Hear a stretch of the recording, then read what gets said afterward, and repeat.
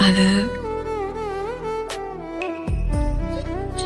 പലതവണ ആലോചിച്ചു. ഇപ്പോഴും എനിക്കറിയില്ല ഞാനത് പറയണോ വേണ്ടയോന്ന്. പറഞ്ഞില്ലെങ്കിൽ ഒരുപക്ഷെ എന്റെ മനസ്സ് ഒരിക്കലും അറിയാതെ പോവും.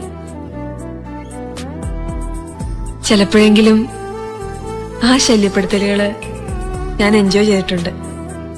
ശല്യപ്പെടുത്തുമ്പോഴും കുസൃതി കാട്ടുമ്പോഴും തോറ്റു തരാതെ മനഃപൂർവ്വം പിടിച്ചു നിന്നിരുന്നതാ ഞാൻ. വെറുതെ അതെന്റെ ഒരു ത്രില്ല്. പക്ഷെ ഇനി മുതല് എന്നും ഞാൻ തോറ്റു തരട്ടെ.